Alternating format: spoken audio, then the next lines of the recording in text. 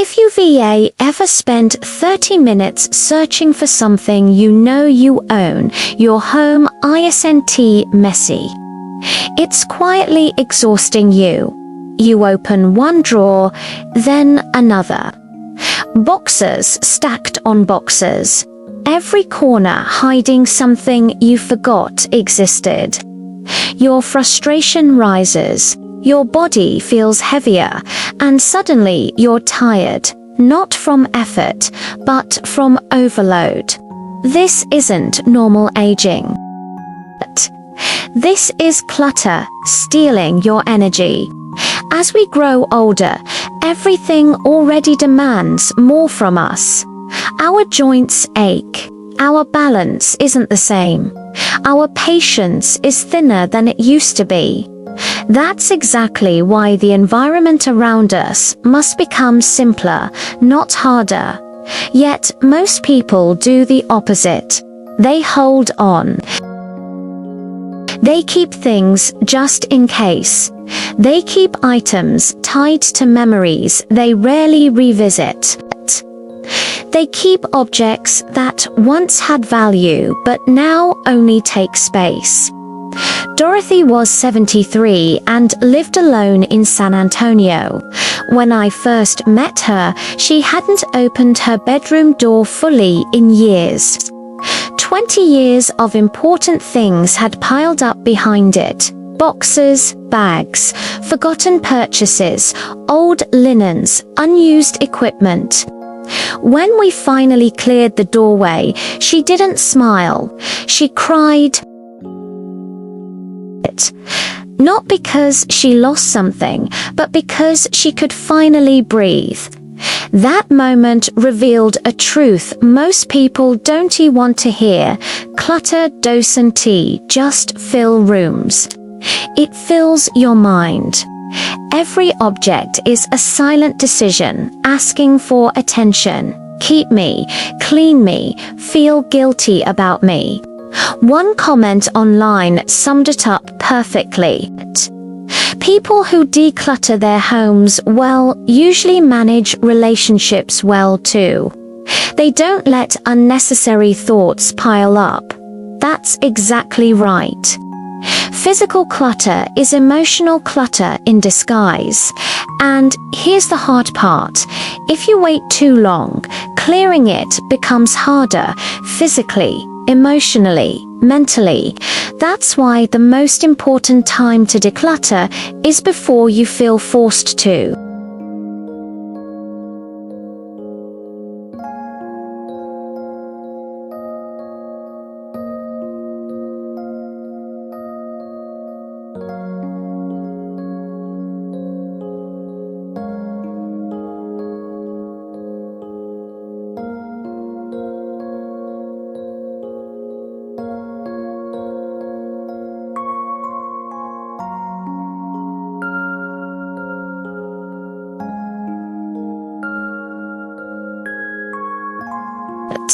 Because they useless, but because they're costing you peace.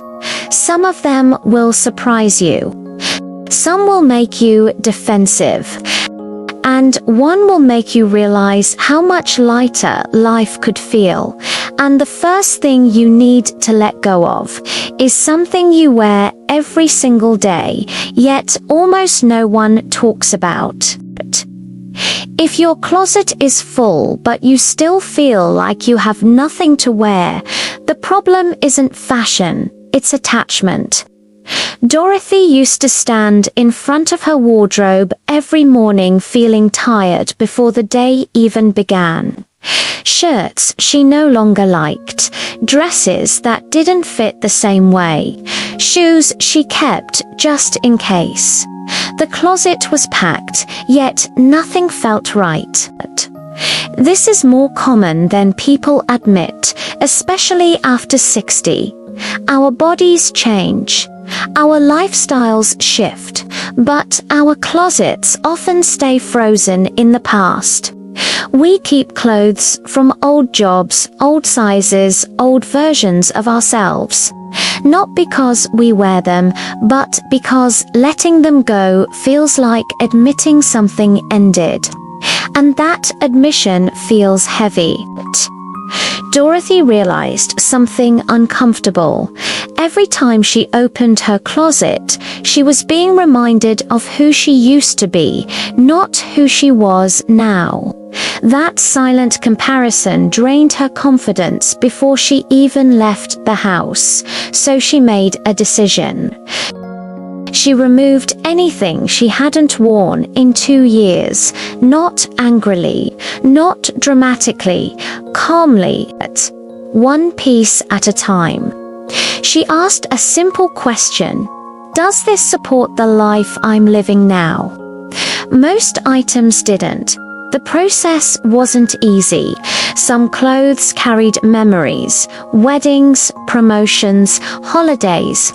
Others carried guilt, money spent, compliments received, plans that never happened. But as the hangers emptied, something strange occurred. Her mornings became easier. Choosing what to wear stopped feeling like judgment. The clothes that remained fit her body, her routine, her reality. She felt present, not compared to her past. This isn't about style, it's about identity. When you keep clothes that no longer serve you, you're quietly telling yourself that your current self isn't enough yet, that you're waiting to return to someone else. But life doesn't move backward. Dorothy donated most of what she removed, and with every bag that left her house, she felt lighter. Not because she lost something, but because she stopped carrying unnecessary pressure. She learned this: confidence in later life doesn't come from pretending nothing changed. It comes from honoring who you are now. Your body deserves comfort. Your mind deserves simplicity. Your mornings deserve peace. And once Dorothy cleared her closet, she noticed something surprising. Letting go of clothes made it easier to let go of something far heavier, something invisible but far more exhausting. Because the next thing you must release before 70 isn't in your home at all. It lives in your head, and it's been there for decades. Some of the heaviest things you carry after 60 can be seen because they re-thoughts you've believed for too long. Dorothy noticed it while sitting alone one afternoon. The house was quieter now, her closet simpler, her mornings calmer, yet something still weighed on her. It wasn't physical, it was mental. Beliefs she had carried for decades, unquestioned, unchallenged, were still shaping her life. I'm too old to change. That's just how things are now. It's too late to start over. These thoughts didn't arrive suddenly. They were handed down slowly by society, by family, by well-meaning friends who confused caution with truth. Dorothy realized how often she stopped herself before even trying it. Not because she couldn't, but because she had already decided the outcome. She wouldn't take certain classes because younger people would be there. She wouldn't travel alone because it's not safe at my age. She wouldn't learn new technology because it's too complicated now. None of these beliefs were facts. They were habits. And habits, once repeated long enough, feel like reality. One evening, Dorothy challenged herself. She wrote down every sentence that began with "I can't anymore."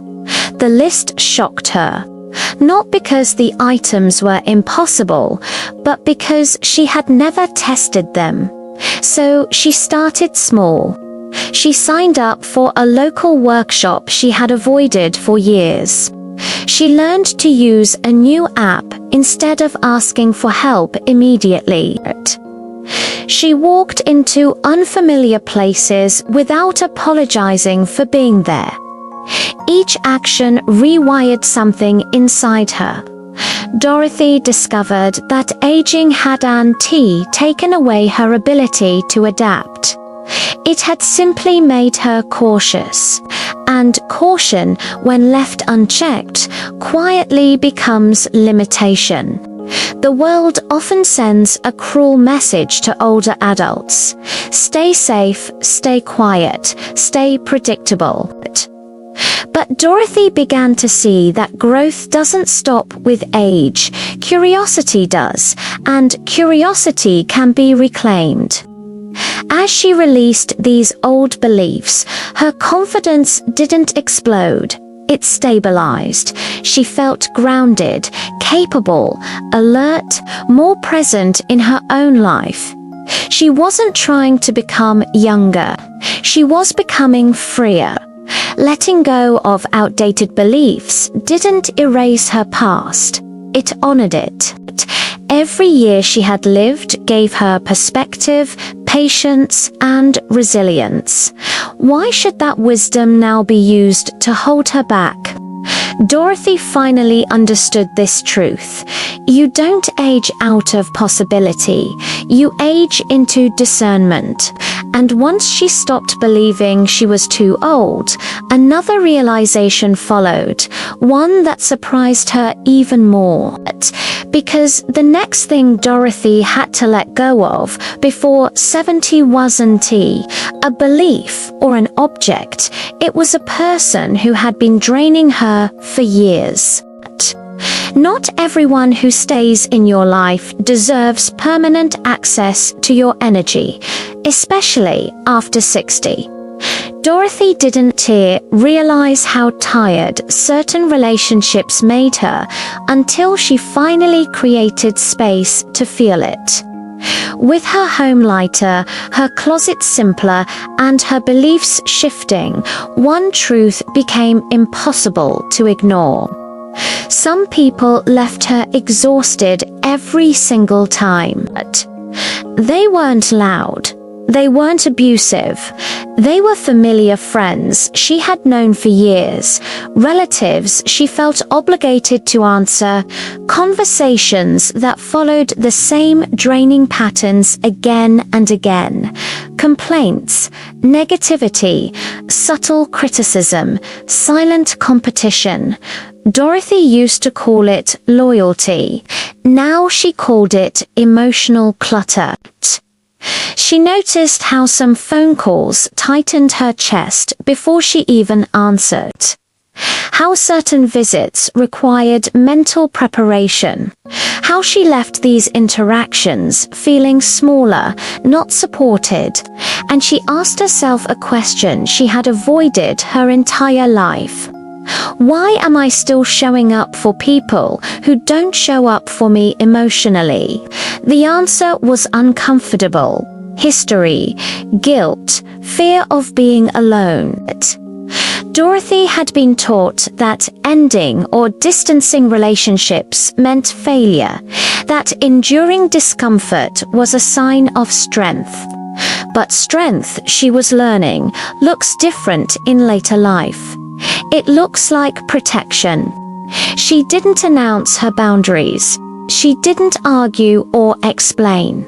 She simply stopped overgiving, stopped answering every call immediately, stopped carrying conversations that drained her.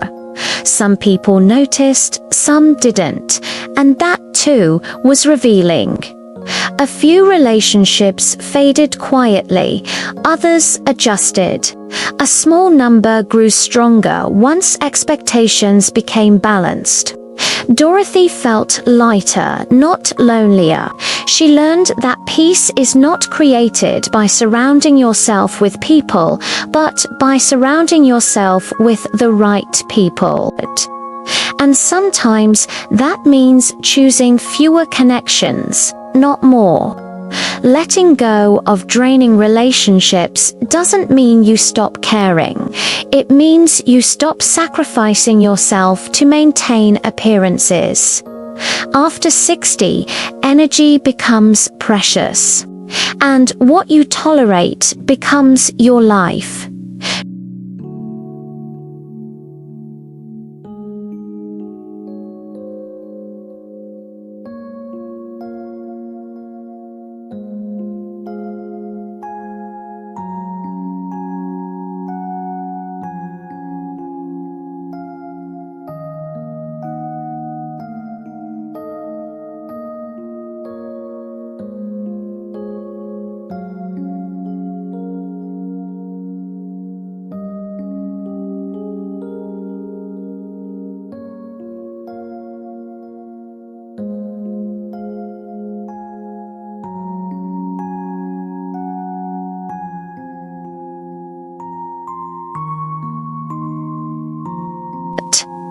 Regret doesn't live in the past. It lives in the present, quietly draining today's joy. Dorothy didn't think of herself as someone full of regret. She had lived a decent life, raised a family, made responsible choices.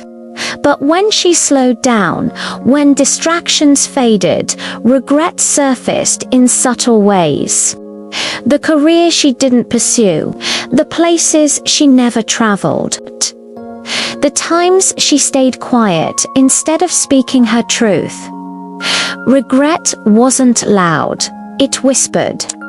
For years, Dorothy treated regret like a punishment, something she deserved for not being brave enough earlier. But as she reflected, she realized something important. She had done the best she could with what she knew at the time, and that truth changed everything.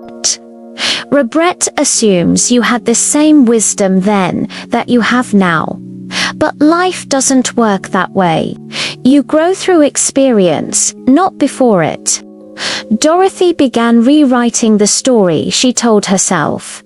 Instead of asking why didn't I, she asked what can I still do? That shift mattered.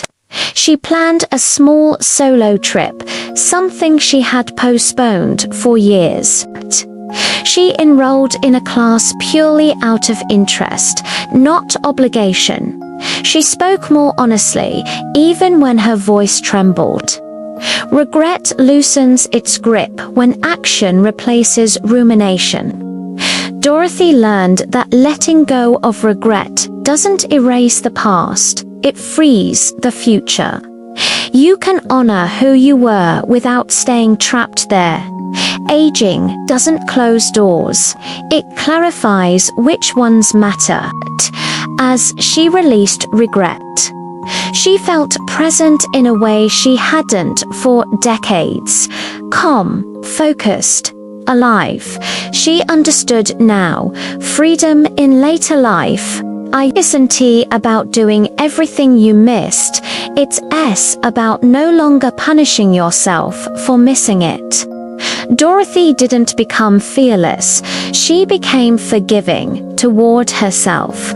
And in that forgiveness, she found peace.